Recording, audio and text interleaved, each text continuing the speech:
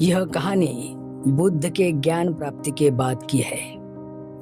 बुद्ध अपने शिष्यों के साथ विभिन्न नगरों और ग्रामों में भ्रमण कर रहे थे। लोगों को धर्म और सदाचार की शिक्षा दे रहे थे।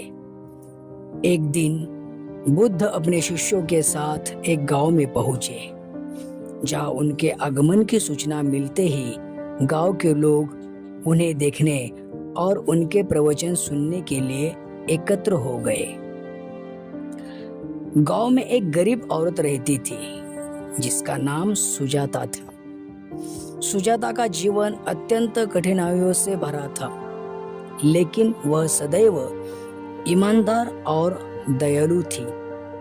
सुजाता ने सुना कि भगवान बुद्ध उनके गांव में आए हैं और वह भी उन्हें देखने की इच्छा रखती थी।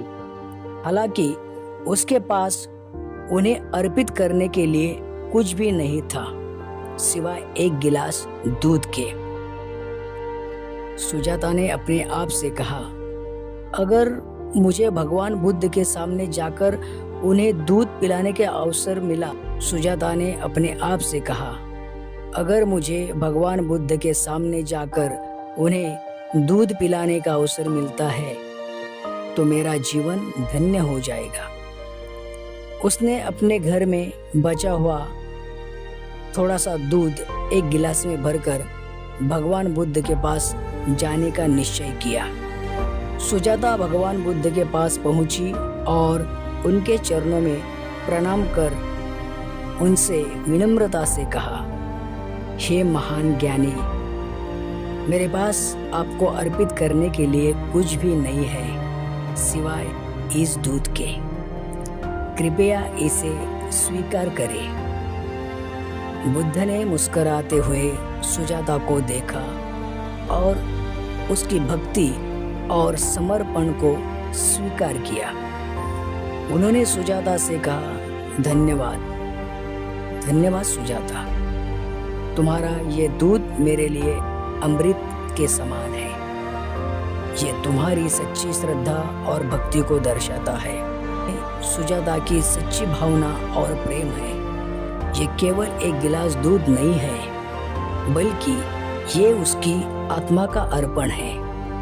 किसी भी अर्पण का मूल्य उसके आकार में नहीं, बल्कि देने वाले की भावना में होता है। इस घटना ने बुद्ध के शिष्यों और वहां उपस्थित लोगों को एक महत्वपूर्ण शिक्षा दी।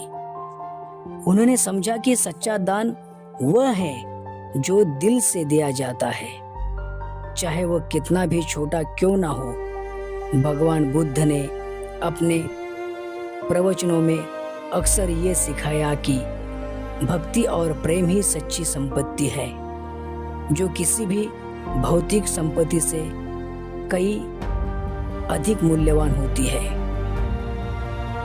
गांव के लोग सुजाता की भक्ति और उसकी साहसिकता से प्रभावित हुए।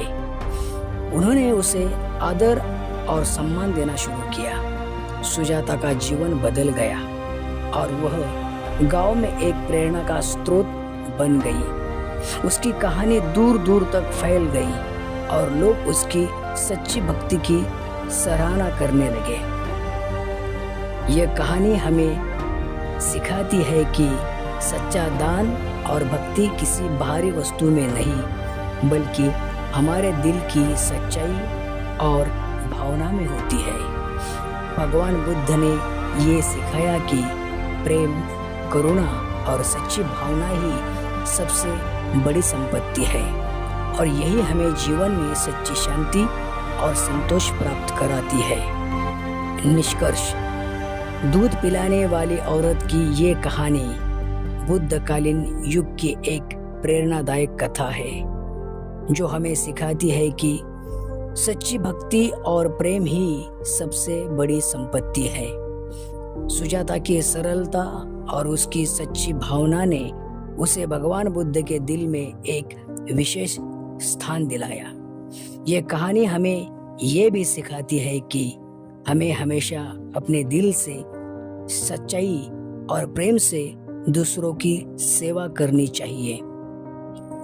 भगवान बुद्ध के जीवन और उनकी शिक्षाओं से जुड़ी ऐसी कई कहानियां हैं जो हमें जीवन के महत्वपूर्ण पाठ सिखाती है और हमें एक बेहतर इंसान बनने की प्रेरणा देती है। सुजाता की ये कहानी भी उन्हीं कहानियों में से एक है जो हमें ये सिखाती है कि सच्चे प्रेम और भक्ति से बढ़कर कुछ भी नहीं है। धन्यवाद।